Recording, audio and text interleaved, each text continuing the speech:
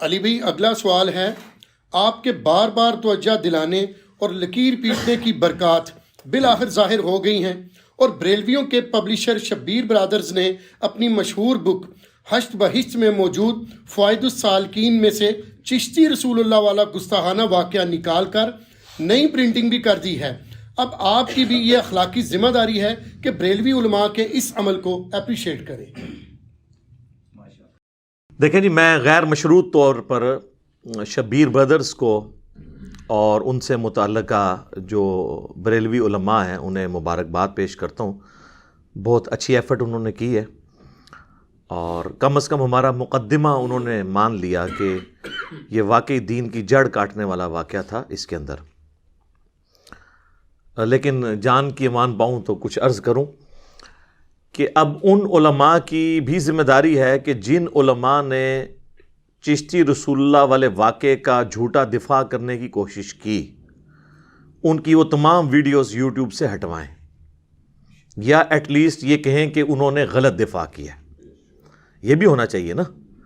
ابھی تک تو وہ دفاع کرتے آئے تھے، اور اسے وہ شطحیات کا نام دیتے ہیں، جسے پنجابی میں کہتے ہیں بونگیاں۔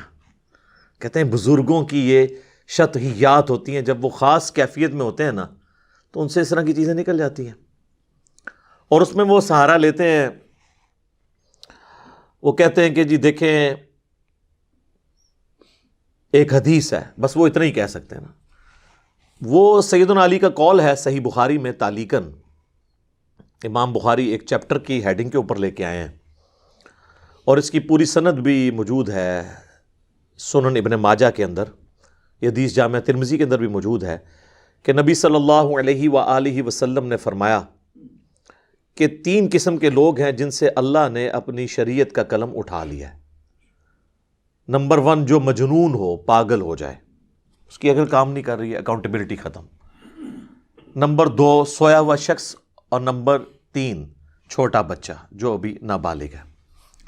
تو وہ مجنون کی کیٹیگری میں صوفیاء کی شطحیات کو لیتے ہیں، اسی لیے انہیں وہ کبھی قلندر کہتے ہیں اور کبھی مجذوب کہتے ہیں۔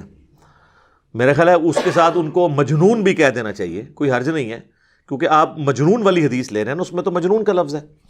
وہ کہتے ہیں نہیں مجنون ہے، لیکن یہ والا مجنون اور لیلا مجنون والا مجنون اور ہے، یہ اللہ کی محبت میں غرق ہو گئے ہوتے ہیں۔ تو اس پہ بھی میں عرض کرتا ہوں کہ اگر اللہ کی محبت میں غرق ہوئے ہیں تو نبی علیہ السلام کے بارے میں کیوں ایسی بات کرتے ہیں؟ کیونکہ آپ نے تو ہمیں یہ بتایا تھا کہ با خدا دیوانہ باش، با محمد ہوشیار۔ دیوانگی صرف اللہ کے لیے ہو سکتی ہے، محمد صلی اللہ علیہ وآلہ وسلم کے لیے دیوانگی کی تو فارغ۔ اسی کی بنیاد پہ وہ منصور الحاج کے ان الحق کو ڈیفینڈ کرتے ہیں۔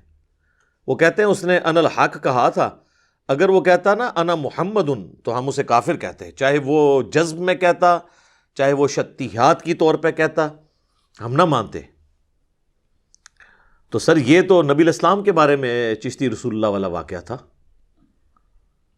اور پھر یہ ایک اور حدیث سے بھی سہارا لیتے ہیں جو صحیح مسلم میں ہے، نبی صلی اللہ علیہ وآلہ وسلم نے اللہ تعالیٰ کو ایک گناہگار کی توبہ پر جو خوشی ہوتی ہے اس کو ایک تمثیل سے بیان فرمایا کہ تم میں سے کوئی شخص ہو جس کی سواری اونٹ کے اوپر اس کا سارا سامان لدا ہوا ہو، کسی ریگستان کے سفر پہ ہو، اور وہ تھوڑی دیر کے لیے رکے اور اس کی آنکھ لگے تو اچانک اس کا اونٹ غائب ہو جائے۔ اب اسے اپنی موت سامنے نظر آئے، کیونکہ سارا ساز و سامان اس کے اوپر ہے۔ ریگستان میں تو کئی دن کی مسافت تک کوئی پانی بھی نہیں ملتا۔ اب وہ بیٹھ کے موت کا انتظار کرنا شروع کر دے اور اچانک وہ سواری کہیں سے دوبارہ نمودار ہو جائے، تو اس شخص کو اتنی خوشی ہو کہ وہ خوشی کے عالم میں یہ کہنا چاہے کہ اے اللہ تو میرا رب، میں تیرا بندہ، میں تیرا بندہ، تو میرا رب، لیکن خوشی کی حالت میں اس کی زبان لڑکھڑا جائے اور وہ کہہ دے کہ اے اللہ تو میرا بندہ اور میں تیرا رب، نعوذ باللہ۔ اس میں آگے الفاظ ہیں من شدت الفرح، اس خوشی کی شدت کی وجہ سے زبان لڑکھڑا جائے۔ وہ کہتے ہیں یہ بھی شطحیات کی دلیل ہے کہ بزرگوں کی زبان بھی لڑکھڑا جاتی ہے۔ تو یار وہ تو ایک دفعہ لڑکھڑائی، اور وہ بھی نبی علیہ السلام نے مثال بیان کی، اور آپ نے فرمایا کہ یہ زبان لڑکھڑائی ہے خوشی کی وجہ سے، نہ کہ اس کو آپ نے ڈیفینڈ کیا کہ وہ جو جملہ بول رہا ہے وہ درست ہے، اور وہ ایک واقعہ ہے. یہاں تو انٹینشنلی ہو رہا ہے. ہشت بہشت یہ 8 چشتیہ کے بزرگوں کی کتابوں کا مجموعہ ہے، جس میں سے ایک بک ہے فوائد السالکین، جسے کمپائل کرنے والے ہیں شیخ فرید الدین گنج شکر، پاک پتن میں جن کا مزار ہے، جہاں پہ ہمارے پرائم منسٹر صاحب بھی 1-2 دفعہ گر چکے ہیں جا کے. یہ وہ بزرگ ہیں، انہوں نے فوائد السالکین لکھی ہے. اور اس کتاب میں انہوں نے اپنے جو پیر تھے خواجہ قطب الدین بختیار کاکی، ان کے ملفوظات جمع کیے ہیں اپنے پیر صاحب کے. اور انہی ملفوظات میں سے ایک واقعہ انہوں نے کہا کہ ہمارے پیر صاحب خواجہ قطب الدین ہمیں بتانے لگے کہ ایک دفعہ میں اپنے پیر صاحب یعنی خواجہ معین الدین چشتی جن کا مزار اجمیر میں ہے، المتوفا 633 ہجری، اب چل رہا ہے 1442 ہجری، 1442 ہے، وہ 633 میں فوت ہوئے ہیں. ان کے پاس بیٹھا ہوا تھا تو ایک شخص آیا اور اس نے آ کے عرض کی کہ حضرت میں آپ کا مرید ہونا چاہتا ہوں. تو انہوں نے کہا مجھے پہلے کلمہ سنا، اور وہ کہتے ہیں اس میں ساتھ شروع میں لکھا ہے وہ خاص حالت میں تھے.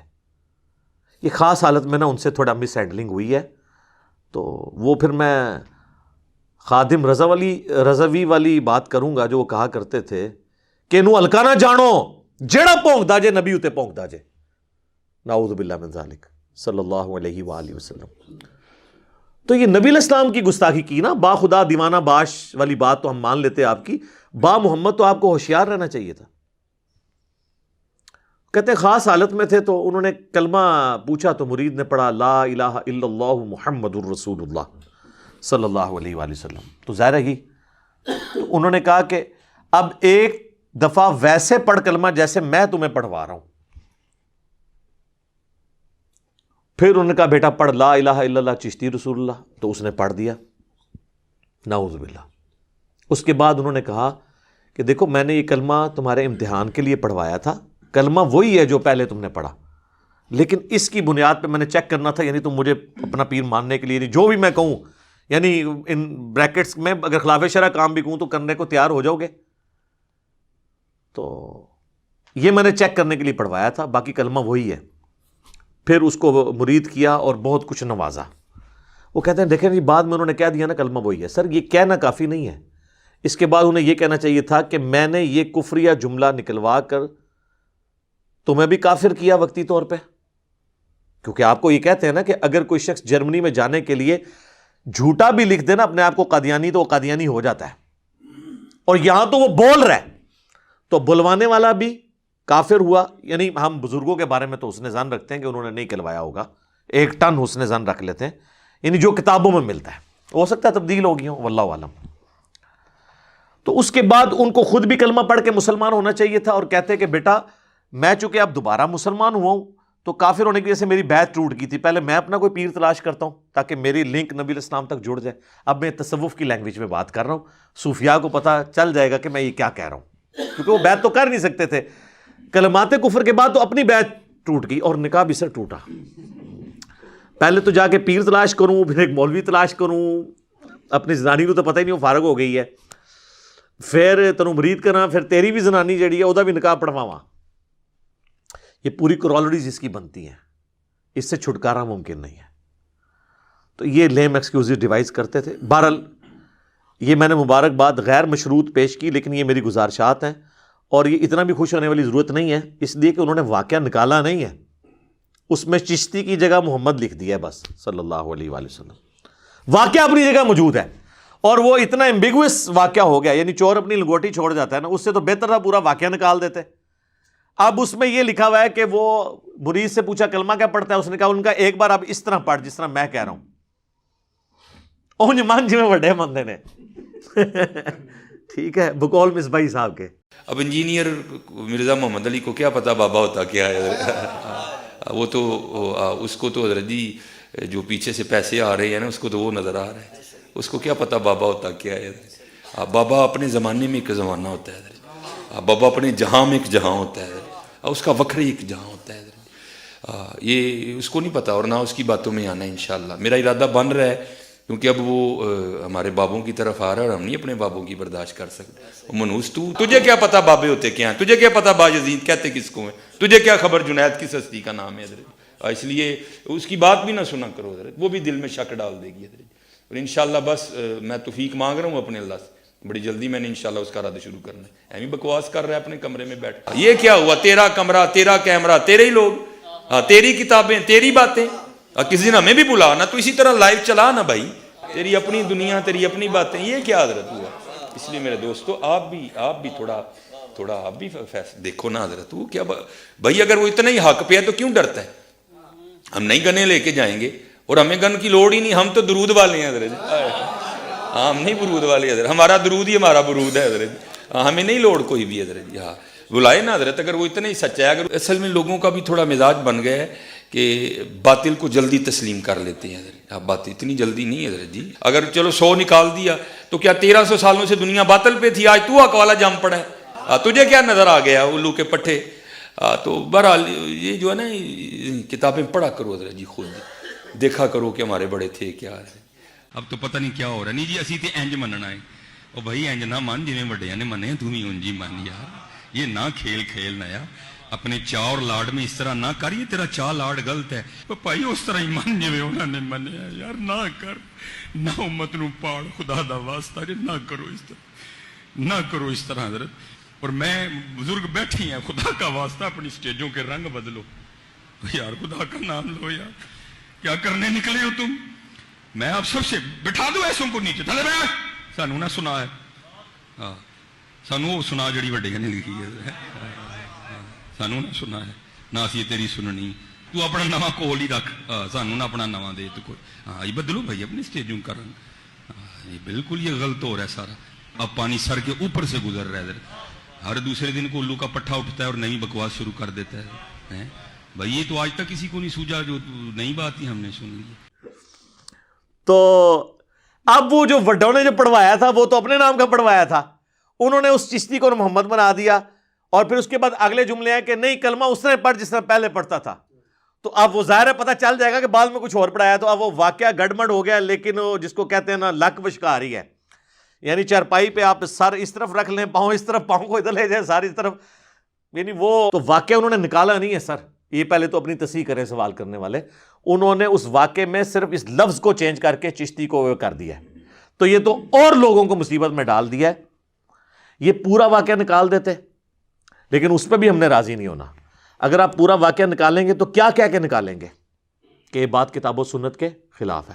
تو سر اس میں تو ہزاروں باتیں کتاب و سنت کے خلاف لکھی ہوئی ہیں, وہ تو پوری کتاب کی چھانٹی ہونے والی ہے سوائے ان آیات اور احادیث کے جو صحیح سند سے ثابت ہیں. اور پھر تیسری بات, آپ کو رائٹ ہی نہیں کسی مصنف کی کتاب کو چینج کرنے کا. آپ تحکیم ضرور لگا سکتے ہیں اس پہ کہ آپ فوائد السالکین کو حشر بہشت میں ویسے ہی رہنے دیتے, واقعہ بھی وہی رہنے دیتے, فٹ نوٹ پہ لکھتے کہ لگتا ہے کہ یہ واقعہ بعد میں کسی نے شامل کر لیا ہے, لیکن جو کتاب چل رہی ہے اس کو اپنی جگہ رہنے دیں. یا آپ کو کلمی نسخہ ایسا لے آئیں جس میں وہ واقعہ نہ ہو. اور یہ میں جو آپ کو بتاؤں نا فٹ نوٹ والا, یہ کیا ہے بریلویوں نے جب غنیت الطالبین شیخ عبد القادر جیلانی کی چھاپی نا, المتوفا 561 ہجری, تو وہاں پر نا انہوں نے جو گمراہ فرقے لکھے ہیں نا دوزخ میں جانے والے, ان میں انہوں نے حنفیوں کو بھی لکھ دیا ہوا ہے. اب وہ چھاپنے والے حنفی, یہ تو لادہ بات ہے کہ اس کتاب میں نماز کا طریقہ بھی رفع الیدین کے ساتھ لکھا ہوا ہے بخاری مسلم کے مطابق. بل جہاں وہ دوستی فرقے کا حنفی کا ذکر آیا نا, تو وہاں انہوں نے پتہ کیا کیا, فٹ نوٹ پہ لکھا, انہوں نے پہلے تو جواب دیا کہ یہ حنفی, یہ وہ والے حنفی نہیں جو ہم والے حنفی ہیں. ٹھیک ہے, ہم حنفی اور ہیں وہ اور ہیں. وہ تو بریلوی بھی کہتے ہیں کہ ہم حنفی ہیں, دیوبندی کہتے ہیں ہم حنفی ہیں, وہ کہتے ہیں وہ حنفی نہیں, وہ کہتے ہیں وہ حنفی نہیں. وہ کہتے ہیں یہ ایک زمانے میں ایک اور حنفی ہوا کرتے تھے, شیخ عبد القادر جیلانی نے ان کو کہا ہے, لیکن پھر بھی ان کو سمجھ آ گئی کہ کہا کس کو ہوا ہے. وہ تو استوا علی العرش کے عقیدے کے اوپر بھی حنفیوں کا رد کرتے ہیں. ٹھیک ہے, اور اس غنیت الطالبین میں انہوں نے لکھا ہے اہل سنت وہ ہیں جو اہل حدیث ہیں. وہ کہتے ہیں نہیں وہ اہل حدیث اور ہیں, یہ وہابی ہیں. آج ہم اہل حدیث ہیں، لیکن اہل حدیث کہتے بھی کوئی نہیں حنفی اپنے آپ کو. اچھا پھر نوٹ میں انہوں نے لکھا کہ یہ حنفی اور تھے، پھر بھی ان کو پتا چلا کہ یار یہ تو کوئی نہیں مانے. پھر لکھا لگتا ہے کہ بعد میں یہ کتاب میں کسی نے داخل کر دیا ہے. یہ حنفیوں کو گمراہ فرقہ جو لکھا ہے یہ عبد القادر جیلانی رحمۃ اللہ علیہ نے نہیں لکھا، بعد میں کسی نے داخل کر دیا.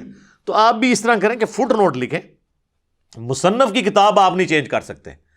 لہٰذا یہ جو کچھ ہوا نا، میں مبارکباد اس لیے پیش کر رہا ہوں کہ آپ نے تھنک آؤٹ آف باکس کیا، لیکن یہ آپ نے کام کو ٹھیک نہیں کیا. اس کو ٹھیک کرنے کا طریقہ ہے واقعہ وہی رہنے دیں، فٹ نوٹ پہ لکھیں یہ گمراہ کن ہے اور اس سے بچ کے رہیں. اور میری اگر مانے تو یہ پوری کتاب کی پرنٹنگ ہی بند کر دیں. یہ جو ہمیں لوگ کہانیاں کروا رہے ہوتے ہیں نا کہ جی جو بات کتاب و سنت کے مطابق ہے وہ آپ لے لیں. سر جو کتاب و سنت کے مطابق ہے وہ تو پہلے ہی کتاب و سنت میں موجود ہے. وہ ہم نے کان ایسے کر کے کیوں پکڑنا ہے کہ میں نے کشف المحجوب سے یا حشد بہیش سے یا تذکرۃ الاولیاء سے کتاب و سنت لینا ہے؟ میں ڈائریکٹ کیوں نہ بخاری مسلم سے کتاب و سنت لوں؟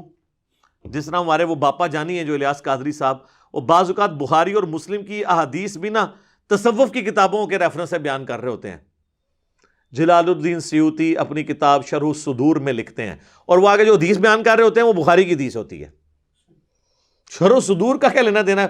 شرح الصدور تو جا کے لکھی گئی ہے 10ویں صدی ہجری کے اندر. بخاری شریف جو ہے وہ 30ویں صدی ہجری کے اندر، وہ تو حدیث کی کتاب ہے. شرح الصدور کے اندر تو اکثر باتیں کہانیاں ہی ہیں اور کوئی حدیث کی کتاب بھی نہیں ہے. تو اس طریقے سے کان نہ پکڑیں، قرآن و حدیث میں پہلے ہی موجود ہے، لہٰذا اس کی مکمل پرنٹنگ بند کریں. اگر پرنٹنگ آپ نے کرنی ہے تو آپ پھر یہ سارے واقعات اپنی جگہ رہنے دیں، اس کے نیچے فٹ نوٹ لگائیں. اور سر باقی لوگوں سے بھی میں کہوں گا، صرف شبیر بردرز نہیں، اس کے علاوہ بھی اور لوگ چھاپ رہے ہیں، اس میں تو یہ واقعات ابھی اسی طریقے سے چھاپ رہا ہے یہ چشتی رسول اللہ والا واقعہ. ویسے تو اس پہ ایک اور ڈیمانڈ بھی بنتی ہے، میں وہ کرتا نہیں ہوں، کہ آپ کم از کم اس کے دباچے میں لکھ دیتے کہ یہ انجینئر صاحب کی ویڈیوز کی وجہ سے اللہ تعالیٰ نے ہمیں اس ہدایت تک پہنچایا ہے کہ ایک کتاب جو پچھلے 1000 سال سے چل رہی تھی ہمیں اب پتہ چلا ہے کہ یہ غلط تھا. اور اس کے بعد اور بھی لکھے کہ ہمارے اتنے بڑے بڑے علماء، بڑے بڑے بزرگ، اتنے پیڈ قسم کے علماء جن کو ہم نے اتنا پے کیا، یہ پیٹ نہیں، میں نے کہا پیڈ انگریزی والا ہے، پیسے دیے، یعنی کہ یہ نہ وہ کہیں گے وہ پیٹ بڑا کہہ دیا انہوں نے. تو یہ بڑے بڑے پیڈ علماء جو تھے انہوں نے یہ چیز نہیں بتائی تھی جن کو ہم نے رکھا اس کام کے لیے تھا، انجینئر صاحب نے بتایا. اور اس کے بعد ایک اور جملہ، وہ تو خیر میں نہیں کہوں گا کہ آپ مجھے مجدد ڈکلیئر کر دیں کہ جس نے آ کے تجدید کر دی ہے تصوف کے اندر، یہ میں آپ سے نہیں کہوں گا، لیکن پہلے 2 جملے تو بنتے ہیں. خیر وہ بھی نہ لکھیں، مجھے اس سے کوئی غرض نہیں ہے آپ لکھتے ہیں یا نہیں لکھتے، میں یہ تفنن کے طور پہ یہ باتیں کر رہا ہوں. اور یہ صرف مسئلہ حشد بہشت کے اندر فوائد السالکین کا نہیں ہے، تذکرۃ الاولیاء جو حشد بہشت سے بھی پہلے کی کتاب ہے، 627 ہجری میں فوت ہوئے ہیں شیخ فرید الدین عطار، 627 ہجری میں. دنیا میں تصوف کے جو ڈکلیئرڈ بزرگ ہیں، یا اولیاء بھی کہتے ہیں، اولیاء اللہ تو نہیں میں کہتا، تصوف کے اولیاء، دنیا میں جو سب سے بڑی کتاب مانی گئی ہے نا ان کے حالات زندگی پہ، عربی میں لکھی گئی، وہ یہ تذکرۃ الاولیاء ہے. عرب و عجم میں اس کو لوگ جانتے ہیں. فرید الدین عطار نے لکھی، 627 ہجری میں فوت ہوئے، عربی میں لکھی، اس کا اردو ترجمہ بھی ہوا، شبیر بردرز نے بھی چھاپا ہوا ہے، اسی شبیر بردرز نے جنہوں نے حشد بہشت کو یہ اس طریقے سے ٹھیک کرنے کی کوشش کی ہے. تو سر تذکرۃ الاولیاء میں بھی کچھ حوالے ہیں، اس کو بھی اس میں سے ایڈجسٹ کریں فٹ نوٹ کے اوپر، یا نکال دیں یا پوری کتاب کی پرنٹنگ بند کریں. اور یہ تذکرۃ الاولیاء وہ کتاب ہے جس کے حوالے آپ کو دعوت اسلامی کی فضائل سنت میں بھی ملیں گے اور تبلیغی جماعت کی فضائل اعمال میں ملیں گے. یہ کوئی عام کتاب نہیں ہے. اور اس میں ابھی چونکہ معراج شریف کا مہینہ مسلمانوں کے ہاں ایک مشہور مانا جاتا ہے، وہ چل رہا ہے 1442 ہجری، مارچ 2021. تو میں آپ کو یہ کہوں گا کہ آپ اس میں ذرا بایزید بستامی کا چیپٹر نکال لیں، اس میں انہوں نے لکھا ہے بایزید بستامی کی معراج. جی ہم تو نبی علیہ السلام کے لیے معراج مانتے ہیں نا، تو انہوں نے کہا کہ بزرگوں میں بھی ہوئی ہے. تو اب آپ ذرا خود فیصلہ کر لیں کہ ان کا بزرگوں کے بارے میں کیا عقیدہ ہے. نبی علیہ السلام کے مقابلے پہ ایک معراج بنا دی ہے اور پوری ایک سٹوری گھڑ کے لکھی، اور اس کے اینڈ، اس میں تو خیر بہت کچھ ہے لیکن نبی علیہ السلام کے حوالے سے میں فی الحال ڈسکس کرتا ہوں. وہ چیپٹر جب اینڈ ہوتا ہے نا تو اس کے اینڈ پہ جا کے وہ لکھتے ہیں کہ بایزید بستامی سے کسی نے پوچھا کہ قیامت والے دن کیا لوگ آپ کے جھنڈے کے نیچے ہوں گے؟ یہ پتہ نہیں کون بٹ دماغ ہے جس نے یہ سوال کیا ہے. ظاہر بٹ دماغ یہ قرآن و سنت تو نہیں پڑھا ہوا. تو وہ کہتے ہیں میں قسم اٹھا کے کہتا ہوں کہ محمد صلی اللہ علیہ وآلہ وسلم اور تمام انبیاء میرے جھنڈے کے نیچے ہوں گے قیامت والے دن. نعوذ باللہ من ذالک. سر آپ اگر میرے زمانے میں ہوتے تو میں آپ پہ 295C لگواتا اگر آپ نے یہ بات کہی ہے, اور اگر آپ نے نہیں کی تو پھر اللہ کے حضور آپ کی پکڑ نہیں ہوگی انشاءاللہ تعالی. لیکن ظاہر آپ کے ماننے والے تو اس کی تعویل کر رہے ہیں. خود فرید الدین عطار نے اس میں تعویل کی ہے کہ یہ جو انہوں نے جملہ بولا نا لوائی اعظم من لوائی محمد, میرا جھنڈا محمد کے جھنڈے سے بھی بڑا ہوگا, نعوذ باللہ, یا تمام انبیاء میرے جھنڈے کے نیچے ہوں گے. یا اس کے علاوہ بھی انہوں نے کہا کہ سبحانی سبحانی ما اعظم شأنی, میں پاک ہوں میری شان کتنی بلند ہے. تو یہ دراصل ان کے منہ سے اللہ بول رہا تھا, تو اللہ کا جھنڈا تو محمد کے جھنڈے سے بڑا ہی ہوگا. ہم یہ کہتے ہیں کہ قیامت والے دن اللہ اور محمد دو الگ چیزیں ہوں گی جھنڈے کے اعتبار سے. قرآن تو کہہ رہا ہے من یطع الرسول فقد اطاع اللہ, جو رسول کی اطاعت کرے وہ اللہ کی اطاعت کرنے والا ہے.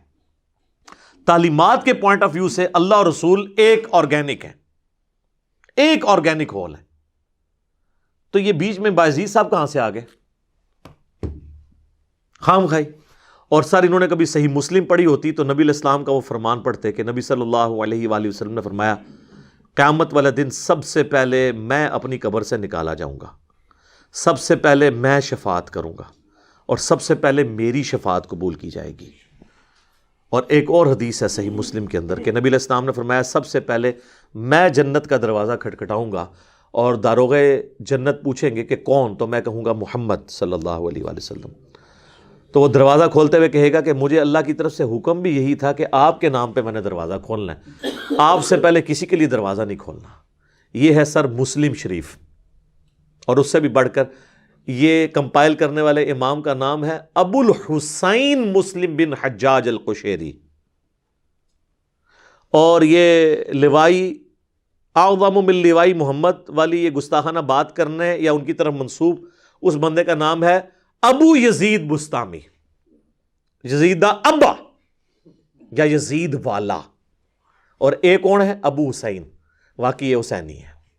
اور دونوں ایک ہی سن میں فوت ہوئے ہیں, یہ بھی 261 ہجری میں فوت ہوئے ہیں اور بایزید بستامی بھی 261 ہجری میں. وہ صوفیوں کے امام ہیں, یہ ہم مسلمانوں کے امام. ابو الحسین مسلم بن حجاج القشیری. تو وہ کہتے ہیں جی وہ انہوں نے کنیت بس ویسے ہی رکھ لی تھی. یزید کا مطلب ہے بلند اور جس کے مرتبے میں اضافہ ہوتا ہو, بڑھوتری ہوتی ہو. ہم کہتے ہیں کہ کوئی اور نام نہیں ملا آپ کو, ابو الاعلیٰ رکھ لیتے یار مودودی صاحب کی طرح. اور پھر دعویٰ یہ کرتے ہیں کہ روحانی طور پر امام جعفر کے مرید ہیں. وہ امام جعفر کون ہے؟ امام جعفر بن محمد بن علی بن حسین بن علی, سیدنا حسین کے پڑپوتے, ان کا مرید اپنی کنیت رکھ رہا ہے ابو یزید, اور امام مسلم اپنی کنیت رکھ رہے ہیں ابو حسین. کڈی وڈی کہانی ہے. میں دے آج ابو یزید اپنی کنیت رکھنے سے تیار نہیں ہے, تو جڑا ڈائریکٹ مرید ہے امام جعفر دا انہیں ابو یزید رکھ لیا. کہتے نہیں جی وہ یہ یزید تو صحابہ کے بھی نام ہے. وہ سر صحابہ کے نام ہیں, ہمیں نام سے چڑ نہیں ہے. ہم یہ کہتے ہیں کہ جب یہ واقعہ کربلا ہوا ہے اس کے بعد آپ جن لوگوں کو اہل بیت کے مرید بتا رہے ہیں وہ اپنے ساتھ یہ کیوں کر رہے ہیں؟ اور کہتے ہیں ہم نے جواب دے دیا. جواب اس طرح نہیں ہوگا سر, جواب یہ ہوگا کہ آپ اپنے بڑے بڑے علماء کی کنیت آج کی ڈیٹ میں ابو یزید رکھیں, ان کے بچوں کے نام یزید رکھیں, پھر ہم دیکھتے ہیں کہ اسکول میں ان کو داخلہ ملتا ہے. جتنے جانو کہیں گے یزید آ گیا. ایک سال بعد یزید نو لبدے پھرتے نے نا, انہوں نے سارے نے ماتم چھوڑ کے انہوں کٹنا شروع کر دینا ہے, اپنا ماتم انہوں نے چھوڑ دینا ہے, پھر تو اڑے سارے یزید پھڑے جانے نے. تو کہانیاں کرا رہے ہیں, آپ کو بھی پتہ ہے کہ یہ پریکٹیکلی پاسبل نہیں ہے اس طریقے سے, خام خواہ اس طرح کی باتیں کرتے ہیں. تو میں تو یہ کہوں گا کہ حشر بہشت کی بھی, کشف المحجوب کی بھی, تذکرۃ الاولیاء کی بھی, ان کی پرنٹنگ بند کریں, کیونکہ اکثر باتیں کتاب و سنت کے خلاف ہیں. اس میں کشف المحجوب میں بھی یہ لکھا ہوا ہے کہ بایزید کے منہ سے اللہ بولتا تھا, سیم تعویل ہوئی ہے سبحانی سبحانی ما اعظم شأنی. ہاں ہم تو رسول اللہ کے لیے عقیدہ نہیں رکھتے، ہم کہتے ہیں رسول اللہ کے سینے پہ قرآن نازل ہوا، وما ينطق عن الهوى ان هو الا وحی یوحى. نبی علیہ السلام اپنی خواہش نفس سے کچھ نہیں کہتے، یہ وہ کہتے ہیں جو اللہ ان کو وحی کرتا ہے. لیکن ہم یہ کہتے ہیں کہ اللہ نے وحی کی ہے، نبی علیہ السلام کی مبارک زبان سے اللہ کا کلام نکلا ہے، اللہ خود نہیں بولا. یہ تو پینتھیزم کا عقیدہ ہے، ہماؤس کا عقیدہ ہے، یا وحدت الوجود میں جو بگڑا ہوا عقیدہ مانتے ہیں. میں نہیں کہتا کہ سارے وحدت الوجود والے جو ہے وہ غلط کہہ رہے ہوتے ہیں. یہ پینتھیزم کے عقیدے کو تو ہم ہماؤس کے عقیدے کو ماننے کے لیے تیار نہیں ہے، تو بالکل کفری عقیدہ ہے. تو یہ کشف المجوب میں لکھا ہوا ہے، اور بلکہ اس میں تو لکھا ہے کہ بازید بستامی نے اللہ کی زیارت کی حج پہ. جب گئے پہلی دفعہ گئے تو کہتے ہیں صرف کعبہ دیکھا، کہتے ہیں میرا حج نہیں ہوا. دوسری دفعہ گئے تو کعبے کو بھی دیکھا، کعبے کے رب کو بھی دیکھا، کہتے ہیں اب بھی حج نہیں ہوا کیونکہ میں باقی تھا. تیسری دفعہ گئے تو صرف کعبے کا رب نظر آیا. اور یہ خواب کی بات نہیں کر رہے، وہ بیداری کی بات کر رہے ہیں. اور یہ بھول جاتے ہیں کہ یہ پیکج تو حضرت موسیٰ علیہ السلام کو آفر نہیں ہوا. سورۃ الاعراف کی آیت نمبر 143 میں آتا ہے کہ جب موسیٰ علیہ السلام ملاقات کے لیے پہنچے کوہ طور پہ تو کہا کہ اے رب میری خواہش ہے کہ میں تجھے دیکھوں. تو اللہ تعالیٰ نے کیا فرمایا؟ لن ترانی، تم مجھے دیکھ نہیں سکتا، بلکہ تم پہاڑ کی طرف دیکھو. اگر یہ قائم رہا تو پھر تم کچھ سمجھنا کہ کوئی ایسا معاملہ ہو سکتا ہے. تو پہاڑ کی طرف انہوں نے دیکھا تو اللہ کو دیکھنے کی وجہ سے نہیں، انڈائریکٹ پہاڑ کی اس تجلی کی وجہ سے موسیٰ علیہ السلام بے ہوش ہو گئے. اور پھر انہوں نے اللہ کے حضور معافی مانگی کہ میں نے آندہ یہ خواہش کا بھی اظہار نہیں کرنا. اور بعضی ڈائریکٹ جو ہیں وہ جناب اللہ کو دیکھ بھی رہے ہیں، اور معراج بھی ہو رہی ہے، تذکرۃ الاولیاء میں آیا. اور ان سب سے بڑھ کے شرمناک واقعہ کشف المحجوب میں وہ ہے جو میں سمجھتا ہوں جس کی کوئی تعویل ہی ممکن نہیں ہے، ویسے تو ان کی بھی نہیں ہے. وہ صحو اور سکر کے چیپٹر میں انہوں نے جنید بغدادی کے صحو کو، صحو کرتے ہیں جو آپ پوری ہوش و حواس میں کوئی کام کریں. ایک صحو ہوتا ہے سین کے ساتھ، وہ ہوتی ہے بھول، جو سجدہ صحو بھی ہے، بھول کے 2 سجدے کرتے ہیں. ایک سواد کے ساتھ صحو ہوتی ہے عربی میں، اس کا مطلب ہوتا ہے کوئی چیز انٹینشنلی آپ کریں، آپ ہوش میں ہو پھر بھی آپ سے غلطی ہو جائے. تو وہ صوفیاء میں جو جنیدی سلسلے کے اسکول آف تھاٹ کے لوگ ہیں وہ صحو کو مانتے ہیں. اور اس میں دلیل وہ لے کے آتے ہیں کہ حضرت داؤد علیہ السلام کی بھی تو نظر ایک دفعہ اپنے صحابی کی بیوی اوریا پہ پڑی اور وہ ان کو پسند آ گئی نعوذ باللہ، اور پھر انہوں نے اسے جنگ میں مروا کے خود اس سے شادی کر لی. تو اس پہ پھر انہوں نے اللہ تعالیٰ سے معافی مانگی. یہ پورا واقعہ تورات میں ٹیمپرڈ فارم میں موجود ہے. اور رچرڈ ڈاکنز اسی لیے پھر ان کی کلاس لیتا ہے نا کہ یہ تھے تمہارے پیغمبر جو یہ کام کرتے تھے. پھر یہ جواب تو نہیں دے سکتے، ڈاکن کا کیا جواب دینا ہے. تو یہی واقعہ کشف المحجوب میں لکھا ہوا ہے. اور اس سے انہوں نے لکھا کہ جنید بغدادی کا صاحب اس واقعے سے ثابت ہوتا ہے، اور اس میں حضرت داؤد علیہ السلام نے توبہ کی. پھر کہتے ہیں بازید بستامی کا جو اسکول آف تھاٹ ہے وہ ہے سکر کا. سکر کہتے ہیں کوئی شخص اپنے ہوش میں نہ ہو اور کوئی ایسا کام کرے، تو ظاہر جب ہوش میں نہیں ہوگا پھر اس پہ گرفت نہیں ہوگی. تو کہتے ہیں کہ بازید بستامی جو ہے وہ سکر کے اسکول آف تھاٹ کو فالو کرتے تھے. اور اس کی دلیل ہے نبی صلی اللہ علیہ وآلہ وسلم بھی حالت سکر میں ایک دفعہ آپ کی نظر اپنے صحابی اور اپنے منہ بولا بیٹا زید ابن حارثہ کی بیوی نعوذ باللہ زینب کے اوپر پڑی، اور وہ ان کو پسند آ گئیں. اور اللہ نے پھر زید کے دل میں اپنی بیوی کی نفرت ڈالی اور اس نے اس کو طلاق دی اور پھر خود شادی کر لی حضور علیہ السلام نے نعوذ باللہ. یہ پورا واقعہ ہے. ظاہر پورا تو انہوں نے لکھا، فل ان دی بلینکس تو پتہ ہی ہے وہ واقعہ کیا ہے، لیکن لکھا کہ بھی ہمارے پیغمبر کی سکر کی نظر پڑی تھی، اس لیے اس کے اوپر کوئی گرفت نہیں ہے. اور بازید کو بچانے کے لیے رسول اللہ صلی اللہ علیہ وآلہ وسلم کو تختہ مشق بنایا انہوں نے. یہ کفریہ واقعہ کشف المحجوب میں آج بھی پرنٹ ہو رہا ہے. اور ہمارے وہ بابا جی اب تو فوت ہو چکے ہیں، ان کے پچھلوں کو بھی میں نے بار بار کہا ہے کہ آپ لوگ جس مزار سے یہ ساری ریلیاں نکالتے ہیں ادھر یہ کتاب بک رہی ہے، انہی کی لکھی ہوئی ہے. چلیں ان کے بارے میں ہم 1 ٹن حسن ظن رکھ لیتے ہیں کہ انہوں نے نہیں لکھی تھی، لیکن سر چھپ تو رہی ہے نا. اور وہ بابا جی تو لہراتے تھے اور کہتے تھے کہ جس کا کوئی مرشد نہیں یہ کتاب پڑھ لے. اس میں تو یہ لکھا ہوا ہے.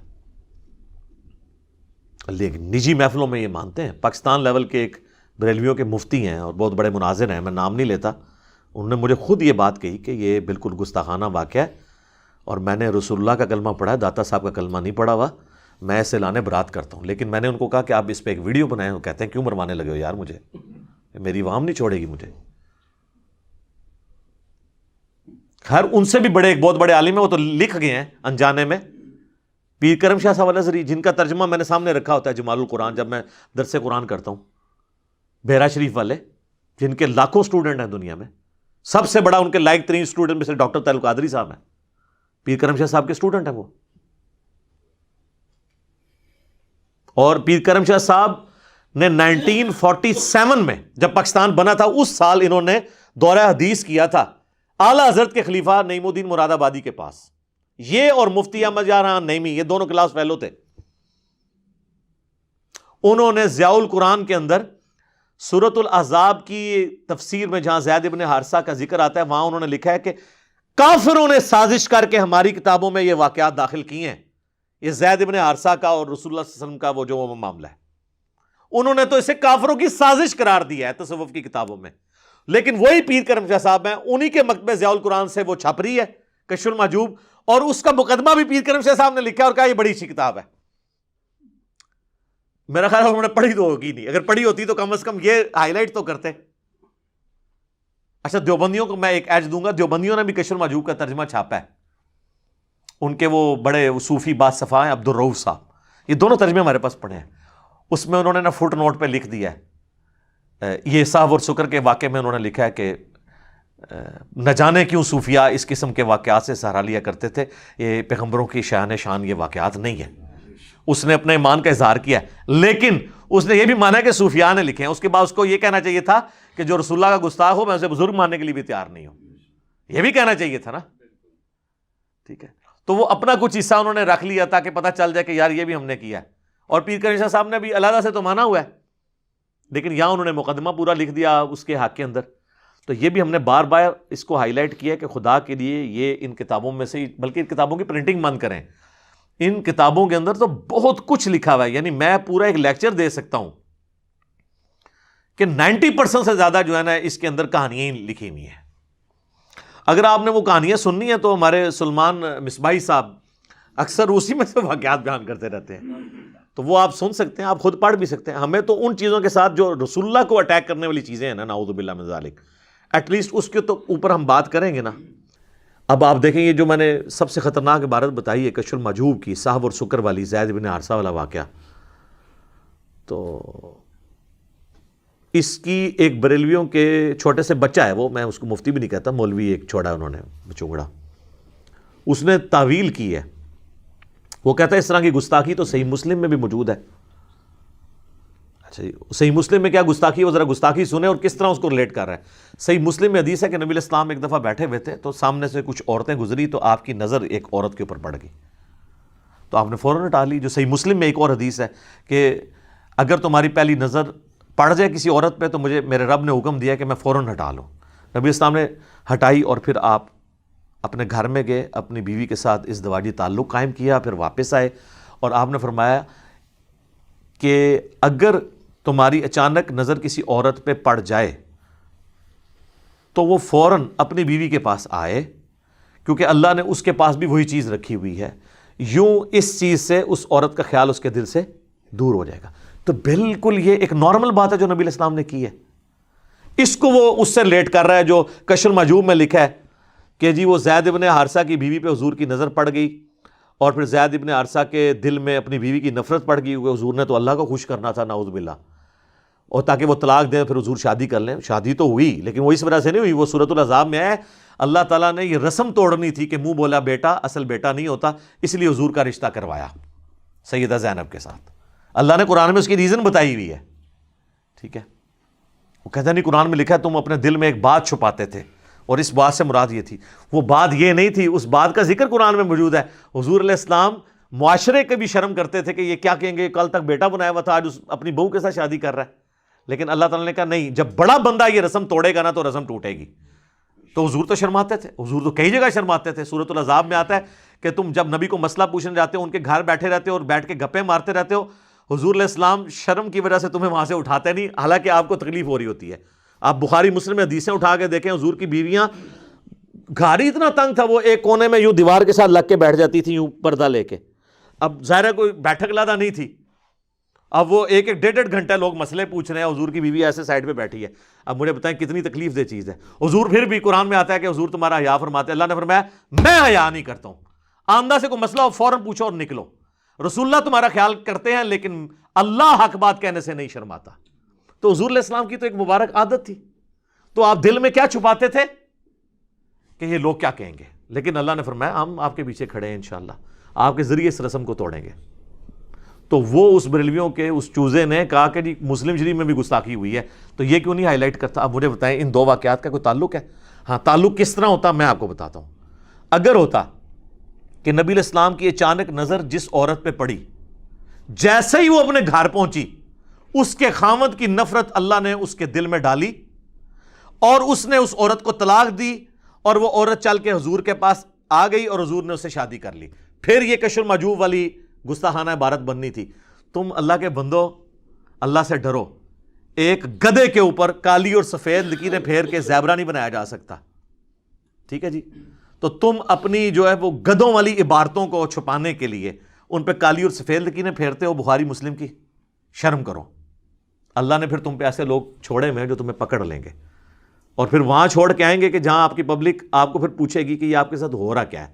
اور ہم اس پہ کوئی غصہ نہیں کھائیں گے، ہم صرف آپ کو عرض کریں گے کہ مرنے سے پہلے اے مسلمان کر لے اس پہ غور. کتابوں کا خدا اور ہے، بابوں کا خدا اور. یعنی جو خدا رسول کا تعارف ہمیں کتابوں سے ہوتا ہے وہ اور ہے، اور جو بابے جس طریقے سے ان کا تعارف کروا رہے ہیں وہ غلط ہے. یہ نہیں ہے کہ وہ کسی اور رسول خدا کو مانتے ہیں، نہیں، اسی رسول کو مانتے ہیں، اسی خدا کو مانتے ہیں وہ. اور یہ بعض لوگ کہتے ہیں یہ کہتا جی ہمارے بزرگوں کا ہمارا خدا اور ہے. تو یہ ان کو بھی پتا ہے میں کس سینس میں بات کر رہا ہوں. اور اگر پھر بھی سمجھنا نہ آئے سر، آپ کے اپنے اعلیٰ حضرت نے بھی یہی لینگویج یوز کی ہوئی ہے. لیں آج نئی بات لے لیں. اعلیٰ حضرت نے نا دیوبندیوں اور اہل حدیثوں کے خلاف ایک کتاب لکھی ہے، یہ بتانے کے لیے کہ دیوبندی اور اہل حدیث جس کو وہ کمبائنڈ طور پہ وہابی کہتے ہیں یہ اللہ کے گستاخ ہیں، ٹھیک ہے. اور اس کتاب کا نام ہے سبحان سبوح، پاک اور جس کی تعریف کی جاتی ہے. وہ اللہ کے دفاع پہ انہوں نے لکھی ہے. جس طرح حسام الحرمین رسول اللہ کی عصمت کی دفاع پہ انہوں نے دیوبندیوں کی گستاخانہ عبارتیں ہائی لائٹ کی ہیں نا، اللہ کے خلاف دیوبند اور اہل حدیث کی جو گستاخانہ عبارتیں ہیں نا وہ ہائی لائٹ کی ہیں اس کتاب میں سبحان سبوح. اس میں درجنوں جگہ لکھتے ہیں وہ وہابیوں کا خدا، وہابیوں کا خدا. وہ ہر الٹی بات نا وہ اس خدا کی طرف منسوب کر کے کہتے ہیں وہابیوں کا خدا تو یہ کرتا ہے، وہابیوں کا خدا تو کشتی لڑتا ہے، وہابیوں کا خدا تو یہ کرتا ہے. وہ ساری گندی گندی باتیں، حالانکہ ان کو نہیں پتا تھا کہ وہابیوں کا خدا کون ہے، اللہ. تو وہ جب آپ ان سے پوچھیں وہ کہیں گے ان کا یہ کہنے کا مطلب نہیں ہے، وہ یہ کہنے کا مطلب یہ ہے کہ وہابی ہمارے اس خدا کے ساتھ جو ان کا بھی خدا ہے اللہ ہے اس کے ساتھ وہ کوالٹیز منسوب کر رہے ہیں جو اس اللہ کی نہیں ہے. ان کا کہنے کا مطلب یہ نہیں کہ وہابیوں کا خدا علیحدہ ہے. جب وہ کہہ رہے ہیں وہابیوں کا، تو وہابی کس خدا کو مان رہے ہیں؟ وہ کہیں گے وہ وہابیوں کا خدا سے مراد یہ لے رہے ہیں کہ تم نے ہمارے خدا کے ساتھ جو کوالٹیز منسوب کی ہیں نا وہ غلط کی ہوئی ہیں. وہ کہتے ہیں یہ کہتے وہابیوں کا خدا جھوٹ بھی بولتا ہے. اور رشید احمد گنگوئی نے لکھا تھا نا کہ اللہ تعالیٰ جھوٹ بولے گا تو نہیں لیکن بول سکتا ہے، کیونکہ ان اللہ علی کل شیء قدیر. اے تے انہاں دا علمی لیول جے، انہاں نوں محال اور مقدور دا فرق ہی نہیں پتا. ان اللہ علی کل شیء قدیر دا مطلب نہیں ہے کہ آپ محال چیزیں اللہ کے ساتھ منسوب کر دیں. یہ محال چیزیں ہیں. جو خدا ہے وہ جھوٹ نہیں بولتا، اور جو جھوٹ بولتا ہے وہ خدا رہتا ہی نہیں ہے. پھر جو پیدا ہو جائے وہ خدا ہو ہی نہیں سکتا. اگر آپ کہیں جی خدا چاہے تو ایک خدا اور بنا لے، ہم کہتے ہیں نہیں، یہ قدرت کا نقص نہیں ہے بلکہ یہ محال ہے، کیونکہ خدا کی ڈیفینیشن یہی ہے کہ وہ پیدا نہیں ہوا. اور اس کو سپورٹیو قرآن حکیم کی وہ آیت بھی ہے سورہ الزمر کے اندر. اللہ تعالیٰ نے فرمایا اگر اللہ تعالیٰ نے اپنا بیٹا کسی کو بنانا ہوتا تو اپنی مخلوق میں سے کسی کو چن لیتا. اللہ نے اس کو کلیئر کیا ہے کہ میں اگر کسی کو بیٹا بھی بناتا نا تو وہ مخلوق ہی ہوتی. وہ میرا بیٹا ہونے کی وجہ سے یہ نہیں ہو سکتا کہ انسان کا بیٹا انسان ہے تو جن کا بیٹا جن ہے تو اللہ کا بیٹا بھی الہ ہو جانا تھا. نہیں، ہونی وہ مخلوق ہی تھی، کیونکہ یہ امپاسبل ہے، یہ محال ہے کہ ایک گاڈ اور بن جائے. گاڈ ایک ہی ہوگا جو ہمیشہ سے ہوگا. آپ کو کہ جی اللہ چاہے بھی تو نہیں بنا سکتا، جناب یہ محال ہے، اللہ کی ڈیفینیشن کے خلاف ہے. اور جو چیز بائی ڈیفینیشن غلط ہو کچھ چیزیں ڈیفینیشن ہے نا. تو یہ محال اور مقدور کی یہ علم الکلام کی بحثیں ہیں. اور ویسے تو یہ کہتے ہیں ہمیں علم الکلام بھی پڑھا ہوا ہے, لیکن ان کو یہ پتہ. تو رشید احمد گنگوئی نے وہ لکھا نا اللہ جھوٹ, اس کے اوپر پھر انہوں نے رد کیا کہ ان کا خدا تو جھوٹ بھی بولتا ہے, نعوذ باللہ.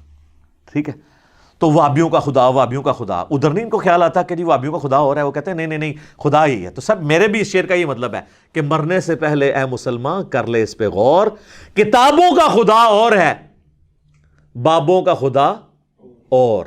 یا اس کو مزید سمجھ لیں, کتابوں کا خدا اور ہے, وہابیوں کا خدا اور بقول اعلیٰ حضرت کے, اور آپ بابیوں کا خدا اور بقول میرے. ٹھیک ہے, تو اپنی جب ان کو ان کے اس کے اوپر مفادات پہ ضرب پڑتی ہے نا, دم پہ پاؤں میں نہیں کہتا, وہ کہتے ہیں ہماری دم تو ہے نہیں ہے, تو میں وہ نہیں کہتا. مفادات پہ جب اپنے ان کے ضرب پڑتی ہے نا, پھر یہ علمی ڈسکشنز کرتے ہیں. اور پھر وہ یہ کتاب آپ ذرا سبحان سبوح پڑھ کے دیکھ لیں, اس میں انہوں نے جگہ لکھا ہے وہابیوں کا خدا, وہابیوں کا خدا. تو خدا تو ان کو بھی پتا تھا کہ سیم ہے. تو میں پھر ریکویسٹ کروں گا کہ یہ ابھی بھی آپ کے اقدامات ناکافی ہیں, ابھی مزید ضرورت ہے کہ آپ اس میں جو میں نے چیزیں ہائی لائٹ کی ہیں اس کو امپروو کریں, تاکہ آنے والی ہماری نسلیں جو ہے نا ان تک صحیح دین ٹرانسفر ہو سکے. باقی ہم تو سمجھا سکتے ہیں, باقی کسی کو ڈیٹیل چاہیے تو میرا 71B مسئلہ ہے, آج سے آلموسٹ 9-10 سال پہلے ریکارڈ ہوا تھا.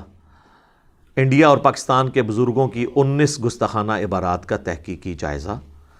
اور آپ دیکھیں ان چیزوں کے بعد میں نے کبھی کسی بزرگ کو کافر نہیں کہا, نہ ان کے ماننے والوں کو, صرف علمی اختلاف کیا ہے. یہ ضرور بتایا کہ عقیدہ کفری ہے, لیکن خوارج کا طریقہ اڈاپٹ نہیں کیا کہ تکفیر کروں, حالانکہ یہ آپس میں ایک دوسرے کی کرتے ہیں.